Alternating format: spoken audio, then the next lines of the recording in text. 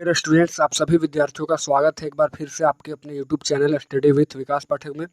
तो आज का वीडियो काफ़ी ज़्यादा इम्पोर्टेंट है, क्योंकि आप सभी जानते हैं कि जैक बोर्ड क्लास 10th के विद्यार्थियों का 2023 के लिए नवंबर में आप सभी का टर्म 1 का एग्जाम है। ठीक है, तो आपको प्रीवियस ईयर क्वेश्चन जो है काफ़ी इंपॉर्टेंट है। तो प्रीवियस ईयर क्वेश्चन हमने कंप्लीट करवा दिया है सोशल साइंस का आपको, और आज सोशल साइंस का जो है मॉडल सेट 1 भी कंप्लीट कर चुके हैं हम लोग। और आज के वीडियो में सोशल साइंस का मॉडल सेट 2 को हम लोग कंप्लीट करेंगे, जो आप सभी का 2021-22 का एग्जाम जब हुआ था उसके लिए मॉडल सेट जारी किया गया था। क्योंकि आप सभी जानते हैं कि प्रीवियस ईयर क्वेश्चन कंप्लीट करना कितना ज़्यादा ज़रूरी है, और पिछले साल तो मॉडल क्वेश्चन से बहुत ही बेहतरीन सवाल आए थे टर्म 1 में। ठीक है, तो उसको कंप्लीट करना काफ़ी इंपॉर्टेंट है। तो जैसा इसका कुछ बेसिक इंस्ट्रक्शन है, जैसे ये विषय जो है वो सामाजिक विज्ञान का है, दूसरा ये मॉडल सेट 2 था, और तीसरा है कि समय इसका 1.5 घंटा मिला था और 40 मार्क्स आपको मिला था, और सारा क्वेश्चन जो है 1-1 मार्क्स का था। ठीक है, और सोशल साइंस में इसमें ज्योग्राफी, हिस्ट्री, पॉलिटी और इकोनॉमिक्स के क्वेश्चन दिए गए थे। तो चलिए पूरा 40 सवाल को देखेंगे हम लोग एक-एक करके। तो पहला क्वेश्चन हमारा है कि 1789 ईस्वी में फ्रांस की क्रांति के समय किसका शासन था? तो जब 1789 ईस्वी में फ्रांस की क्रांति हुई थी, तो उस समय लुई 16वां का शासन था। ठीक है, लुई 16वां। और लुई 16वां कौन से वंश का था? तो बुर्बो वंश का। उसकी शादी किससे हुई थी? तो मेरी एंटोइनेट से। ठीक है, और उस समय उसका उम्र कितना था? तो लगभग 20 साल। तो आपका पहला क्वेश्चन का हो जाएगा ग नंबर। ठीक है, लुई 16वां। उसके बाद अगर दूसरा क्वेश्चन का बात करें, तो बोला द स्पिरिट ऑफ लॉ नामक पुस्तक का लेखक कौन है? तो द स्पिरिट ऑफ लॉ नामक पुस्तक जो है वो मोंटेस्क्यू ने लिखा था, मोंटेस्क्यू। तो दूसरा का हो जाएगा ख नंबर। तीसरा ऑप्शन है, यह कथन किसका है कि जब फ्रांस छींकता है तो पूरा यूरोप को सर्दी जुकाम हो जाता है? काफ़ी इंपॉर्टेंट सवाल है ये, और काफ़ी ज़्यादा एक्सपेक्टेड है, मोस्ट एक्सपेक्टेड क्वेश्चन है इस बार के एग्जाम के लिए।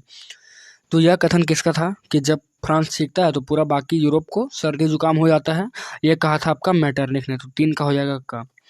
चौथा है कि जर्मनी का एकीकरण कब पूरा हुआ? तो जर्मनी का एकीकरण सेंडोवा का युद्ध के बाद हुआ था 1871 ईस्वी में। तो चौथा का हो जाएगा ग। पांचवा है फ्रेडरिक सारियो कौन था? तो फ्रेडरिक सारियो जो है वो फ्रांसीसी चित्रकार था, जिसने बहुत सारे चित्रकारी किया। तो फ्रेडरिक सारियो जो है वो चित्रकार था। तो 5 का हो जाएगा क। छठा ऑप्शन है, गांधी जी दक्षिण अफ्रीका कब गए? तो गांधी जी जो है वो दक्षिण अफ्रीका 1893 में गए थे। उसके बाद आए थे 1915 ईस्वी में। ठीक है, 9 जनवरी 1915 को। और उस दिन को भारत में प्रवासी दिवस के रूप में मनाया जाता है। ऐसे एग्जैक्ट अगर आप बात कीजिएगा तो गांधी जी जो हैं वो 2000 ये सॉरी 1893 में गए थे, और 1899 के आसपास में एक बार आए थे। ठीक है, लेकिन बहुत कम समय के लिए, और फिर यहाँ से उनको वो फिर एक बार गए थे, और उसके बाद 1915 में ही वापस आए थे। आगे है, चौरी चौरा में हिंसात्मक घटना कब हुई? तो चौरी चौरा जो है उत्तर प्रदेश के गोरखपुर में एक जगह है। ठीक है, और वहाँ पर पुलिस और कुछ आंदोलनकारियों के बीच झड़प हुई थी, जिसमें लगभग 20 से 22 पुलिसकर्मियों को आग लगा दिया गया था, और वहाँ का जो चौरी चौरा जो थाना था उस पर भी आग लगा दिया गया था। ठीक है, तो यहाँ ये जो घटना हुआ था 5 फरवरी 1922 में हुआ था, और उसके बाद गांधी जी जो थे वो असहयोग आंदोलन को वापस ले लिए थे। नेक्स्ट क्वेश्चन है, रॉलेट एक्ट कब पारित हुआ? तो रॉलेट एक्ट जालियांवाला बाग जब हुआ था उस समय ही ये घटित हुआ था। तो 1919 में हुआ था। ठीक है, और कब हुआ किसके द्वारा हुआ था? तो सर सिडनी रॉलेट की अध्यक्षता में रॉलेट एक्ट का गठन किया गया था। आगे, वंदे मातरम गीत किस पुस्तक से लिया गया है? तो वंदे मातरम गीत जो है वो आनंद मठ से लिया गया। इसको लिखा कौन था? तो बंकिम चंद्र चट्टोपाध्याय ने लिखा था। ठीक है, और अभी हमारा वंदे मातरम क्या है? तो राष्ट्रीय गीत है। आगे है, बापू किन्हें कहा जाता है? तो बापू सभी जानते हैं कि महात्मा गांधी को कहा जाता है। आगे है, समाप्यता के आधार पर संसाधन कितने प्रकार के होते हैं? तो समाप्यता के आधार पर 2 होते हैं, नवीकरण और अनवीकरण। ठीक है, नवीकरण और अनवीकरण 2 प्रकार के। और उत्पत्ति के आधार पर कितने होते हैं? तो उत्पत्ति के आधार पर भी 2 प्रकार होते हैं, जैव और अजैव। नेक्स्ट क्वेश्चन है, निम्नलिखित में से किस राज्य में सीढ़ीदार खेती की जाती है? तो सीढ़ीदार खेती वहीं पर होगा जहां पर काफ़ी ज़्यादा माउंटेन एरिया होगा। तो दिया गया ऑप्शन है पंजाब, उत्तर प्रदेश का मैदान, हरियाणा और उत्तराखंड। तो यहाँ पर 12 का हो जाएगा घ, उत्तराखंड। ठीक है, उत्तराखंड, क्योंकि ये जो है काफ़ी ज़्यादा माउंटेन एरिया, हिली रीजन है, इसलिए यहाँ पर सीढ़ीदार खेती कंप्लीट हो जाएगा। नेक्स्ट है, पूर्वी तट के नदी डेल्टाओं पर किस प्रकार की मृदा पाई जाती है? ठीक है, पूर्वी तट के जो नदी डेल्टा है उसमें किस प्रकार की मृदा? तो अगर आप मैप देखेंगे भारत का, तो पूर्वी तट हमारा इस प्रकार है, यहाँ से जो नदी निकलता है इधर डेल्टा बनाता है। ठीक है, और यहाँ पर जो डेल्टा बनाता है वो किस नदी से बनता है? तो गंगा और ब्रह्मपुत्र नदियों से। ठीक है, तो गंगा और ब्रह्मपुत्र नदियाँ जो है ऊपर से बहती है, मतलब माउंटेन एरिया से बहती है, तो वहाँ से जलोढ़ मिट्टी, और ये जो है मैदान में भी बहती है, ठीक है, जैसे कि उत्तर भारत का मैदान, तो यहाँ से भी मिट्टी ला के यहाँ जमा करती है डेल्टा में, ठीक है। और यहाँ पर सुंदरवन का डेल्टा है जो विश्व का सबसे बड़ा डेल्टा है, और यहाँ पर मैंग्रोव वन पाया जाता है जहाँ पर सुंदरी नामक वृक्ष ज़्यादा पाए जाते हैं, ठीक है। तो एक क्वेश्चन से आपका बहुत सारा क्वेश्चन यहाँ पर कंप्लीट हुआ। तो यहाँ पर आप क्या बोल सकते हैं कि यहाँ पर जो है वो जलोढ़ मिट्टी पाई जाती है, एलुवियल सोइल, ठीक है, एलुवियल सोइल यहाँ पर काफ़ी ज़्यादा पाया जाता है। नेक्स्ट क्वेश्चन है हमारा, नेक्स्ट क्वेश्चन यहाँ पर है हमारा कि किस मृदा को रेगुर या स्वतः जुताई वाली मिट्टी कहा जाता है? तो काली मिट्टी को कहा जाता है, और काली मिट्टी का निर्माण हुआ था दक्कन ट्रैप के द्वारा, और यहाँ यह अधिकतर कहाँ पर पाई जाती है? तो महाराष्ट्र वाले रीजन में, ठीक है, महाराष्ट्र यानी मुंबई में काली मृदा पाई जाती है। और काली मृदा जो होती है वो कपास के लिए काफ़ी ज़्यादा इंपॉर्टेंट होती है, इसीलिए इसे काली कपासी मिट्टी भी कहा जाता है। नेक्स्ट है 15 नंबर, इनमें से कौन सा संरक्षण तरीका समुदायों को सीधे भागीदारी नहीं करता है? ठीक है, तो देखिए, अगर संयुक्त वन प्रबंधन करेंगे तो समुदाय को सीधी भागीदारी करेंगे, चिपको आंदोलन भी करेंगे तो वो भी आपका सही भागीदारी होगा, और बीज बचाओ आंदोलन, ये तीनों जो है बिल्कुल करेक्ट है। तो कौन सा नहीं है? तो वन्य जीव पशु विहार का परिसीमन, ये बिल्कुल गलत है, तो यही हो जाएगा, आपका आंसर हो जाएगा। आगे है, भारत जैव विविधता में समृद्ध देश है, विश्व की कितनी प्रतिशत उपजातियां भारत में पाई जाती हैं?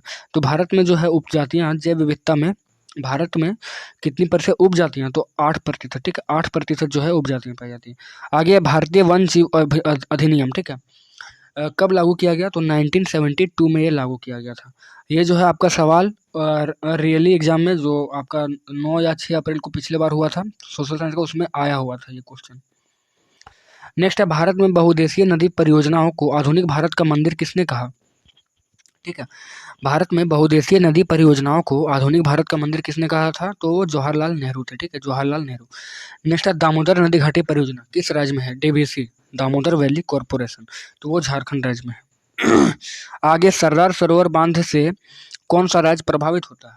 तो सरदार सरोवर जो है वो गुजरात में बनाया गया, ठीक है, गुजरात में, सॉरी यहाँ पर गुजरात हो जाएगा, तो आपका ऑप्शन हो जाएगा यहाँ पर 20 का ख। नेक्स्ट है, औसत आय यानी प्रति व्यक्ति आय की गणना किस प्रकार की जाती है? तो प्रति व्यक्ति आय की गणना की जाती है देश की कुल आय बट्टे देश की कुल जनसंख्या में। देश की कुल आय हो जाएगा और देश की कुल जनसंख्या का अनुपात वो दर्शाता है आपका प्रति व्यक्ति आय यानी औसत आय।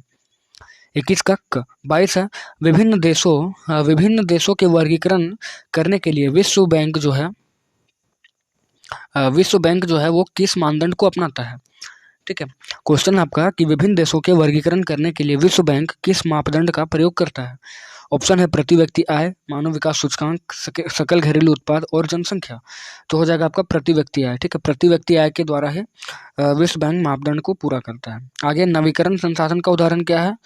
तो नवीकरण संसाधन का उदाहरण आप देख सकते हैं कि यहाँ पर कोयला हो जाएगा, ठीक है, कोयला, नवीकरण साधन का उदाहरण क्या हो जाएगा? कोयला। आगे, लोगों के विकास के लक्ष्य क्या होते हैं? ऑप्शन है समान, भिन्न या परस्पर विरोधी, अपरिवर्तित या इनमें से कोई नहीं। तो लोगों का विकास का जो लक्ष्य होता है वो भिन्न और परस्पर विरोधी होता है, क्योंकि जितना भी आदमी है सबको विकास का एक ही तरीका नहीं होगा, तो भिन्न हो जाएगा, और सब एक दूसरे से यहाँ पर विरोध करते हैं, तो इसीलिए विरोधी हो जाएगा। आगे, रामू एक किसान है, 25 नंबर क्वेश्चन। रामू एक किसान है जिसने अधिशेष गेहूं को एक आटा मिल के मालिक को 10 रुपये प्रति किलोग्राम की दर से बेचा। मिल मालिक ने बिस्कुट कंपनी को आटा 15 रुपये प्रति किलोग्राम की दर से बेच दिया। बिस्कुट कंपनी ने आटे के साथ चीनी एवं तेल जैसी चीज़ों का उपयोग कर बिस्कुट के 4 पैकेट बनाए और बाजार में उपभोक्ताओं को 80 रुपये में बिस्कुट बेचा। सकल घरेलू उत्पाद की गणना में उपरोक्त में से किस वस्तु के मूल्य को लिया जाएगा? देखिए, तो पहले जो है कच्चे माल के द्वारा जो भी वस्तु बनाया गया उससे कोई मैटर नहीं करता है, लेकिन अंत में जो है उसका रिजल्ट क्या आता है ये मैटर करता है। तो हमने देखा कि यहाँ पर गेहूं से आटा लिया, ये लिया, वो लिया, ठीक है, 15 रुपये बेचा, 10 रुपये बेचा, इससे कोई मतलब नहीं है, लेकिन अंत में यहाँ वैल्यू किसका होगा? तो बिस्कुट बना है इससे, तो बिस्कुट का ही वैल्यू यहाँ पर होगा। आगे है, विनिर्माण की क्रिया किस क्षेत्र का निर्माण है? ठीक है, तो विनिर्माण की जो क्रिया होती है वो द्वितीय क्षेत्र में, दो सेकेंडरी जो ये सेक्टर होते हैं उसमें निर्माण होता है, जैसे उद्योग वगैरह। नेक्स्ट क्वेश्चन, अनीता एक साड़ी की दुकान में काम करती है जहां संवैतनिक अवकाश का कोई प्रावधान नहीं है, जबकि सीता एक सरकारी अस्पताल में नर्स है जहां उसे वर्ष में कुछ दिन संवैतनिक अवकाश मिलता है।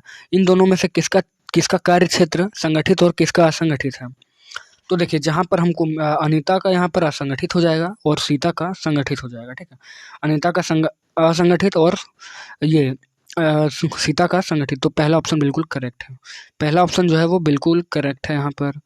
नेक्स्ट है अंतिम वस्तुओं के मूल्य में मध्यवर्ती वस्तुओं का मूल्य क्या होता है? तो अंतिम वस्तुओं के मूल्य में मध्यवर्ती वस्तुओं का मूल्य जो है वो बाद में शामिल किया जाता है, बाद में, ठीक है, बाद में शामिल किया जाता है अंतिम वस्तु में।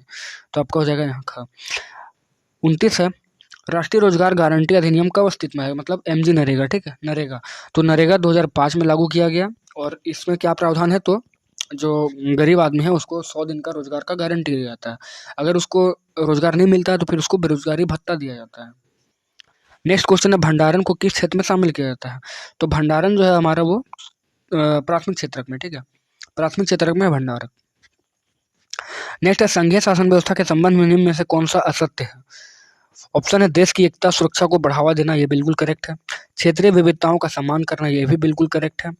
आगे विभिन्न स्तर की सरकारों के बीच सत्ता का बंटवारा, ये भी करेक्ट है। तो करेक्ट कौन सा नहीं है? असत्य पूछा है यहाँ पर, असत्य, ठीक है। तो असत्य आपका हो जाएगा चौथा ऑप्शन। असत्य जो है वो चौथा ऑप्शन हो जाएगा। और चौथा ऑप्शन क्या दिया गया है? चौथा ऑप्शन है अदालतों को संविधान और विभिन्न स्तर के सरकारों के अधिकारों का व्याख्या ना होना, यह है बिल्कुल करेक्ट। नेक्स्ट है बेल्जियम में फ्रेंच भाषा बोलने वालों का प्रतिशत कितना है? तो बेल्जियम में फ्रेंच बोलने वाले का प्रतिशत जो है वो 40% है, ठीक है, 40%। नेक्स्ट है श्रीलंका में तमिल को कब राजभाषा घोषित किया गया? तो देखिए एक्चुअली वहाँ पर सिंहली को राजभाषा घोषित किया गया था 1956 में, ठीक है, 1956 में। लेकिन यहाँ पर तमिल पूछा है तो तमिल को किया गया था 60 में, ठीक है, तमिल को फिर से वहाँ पर राजभाषा घोषित किया गया तो 1960 में। लेकिन ज़्यादा यहाँ पर आपका तमिल नहीं बल्कि सिंहली होना चाहिए था। क्वेश्चन में श्रीलंका में सिंहली को कब राजभाषा घोषित किया गया? तो उसका ऑप्शन होता है 1956। नेक्स्ट संविधान में कुल कितनी भाषाओं को अनुसूचित भाषाओं का दर्जा दिया गया है? ठीक है, अनुसूचित भाषा का। तो मेरे ख्याल में ये 22 है, ठीक है, 22 जो अनुसूचित भाषाओं को दर्जा दिया गया, ये है करेक्ट। या तो फिर 17 हो जाएगा, यही दोनों में से कोई एक हो सकता है। नेक्स्ट है निम्न में कौन सुमेलित नहीं है? तो पहला ही ऑप्शन जो है वो बिल्कुल सुमेलित नहीं, क्योंकि ग्राम पंचायत का मुखिया जो होता है सरपंच और मुखिया ही होता है, नगर निगम में मेयर चलता है, राज्य में उपराष्ट्रपति चलता है, और भारतीय संघ का क्या होता है? तो प्रधानमंत्री होता है, ठीक है। तो यहाँ पर बिल्कुल करेक्ट हो जाएगा। तो 35 का हो जाएगा। 36 है 7 पार्टी अलायंस यानी सप्तदलीय गठबंधन का गठन किस देश में किया गया? तो वो किया गया आपका नेपाल में, ठीक है, नेपाल में सप्तदलीय पार्टी का गठन किया गया था। नेक्स्ट है बोलीविया किस महादेश में अवस्थित है? तो बोलीविया जो है वो दक्षिण अमेरिका में, ठीक है, ना कि लातिनी अमेरिका। तो यहाँ पर जो ऑप्शन दिया है ना उसके माध्यम से आप लातिनी अमेरिका बोल सकते हैं। क्यों? क्योंकि जो उत्तरी अमेरिका का जो क्षेत्र है, जो उत्तरी अमेरिका का क्षेत्र है, वहाँ से जो दक्षिण अमेरिका निकलता है, ठीक है, यहीं पर आपका बोलीविया है। बोलीविया का राजधानी क्या है? लापाज। तो ऑप्शन आपका यहाँ पर दक्षिण अमेरिका हो सकता था, बल्कि यहाँ लातिन अमेरिका दिया तो वो भी हो जाएगा। 38 है बोलीविया में जलयुद्ध नामक आंदोलन का नेतृत्व किसने किया? तो बोलीविया में जलयुद्ध नामक जो आंदोलन का नेतृत्व किया था वो फेडकोर ने किया। फेडकोर नामक एक संस्था है जो बोलीविया में जलयुद्ध चला था तो उसमें आंदोलन किया था उसका। 39 है इनमें कौन सा असत्य है? तो असत्य है तो इसको देखना पड़ेगा। तो पहला ऑप्शन है राजनीतिक दल राजनीतिक पक्ष लेते हैं जबकि दबाव समूह राजनीतिक मसलों की चिंता नहीं करते, तो ये तो बिल्कुल करेक्ट है। दूसरा है दबाव समूह कुछ लोगों तक ही सीमित रहते हैं जबकि राजनीतिक दल का ज़्यादा दायरा लोगों तक रहता है। और तीसरा ऑप्शन है दबाव समूह सत्ता में नहीं आना चाहते जबकि राजनीतिक दल सत्ता में आना चाहते हैं, और दबाव समूह राजनीतिक दल समान प्रकृति के हैं। नहीं, दबाव समूह और राजनीतिक दल समान प्रकृति के नहीं होते, दोनों की जो प्रकृति होती है वो काफ़ी ज़्यादा असमान होती है। तो यहाँ पर 39 का घ नंबर बिल्कुल करेक्ट है। 40 है नेपाल में SPA यानी 7 पार्टी अलायंस ने किसे अंतरिम सरकार का प्रधानमंत्री चुना? तो ऑप्शन है गिरिजा प्रसाद कोइराला, राजा ज्ञानेंद्र, राजा वीरेंद्र और राजा महेंद्र, ठीक है। तो इसका ऑप्शन हो जाएगा 40 का ग, राजा वीरेंद्र। नेपाल में 7 पार्टी अलायंस का अंतरिम सरकार का प्रधानमंत्री राजा वीरेंद्र को चुना गया था। तो इस वीडियो में हमने डिस्कस किया है पूरा 1 से लेकर 40 मॉडल क्वेश्चन सेट 2 जो 2021-22 के एग्जाम के लिए इम्पोर्टेंट था। तो आई होप ये वीडियो आप सभी को अच्छा लगा होगा।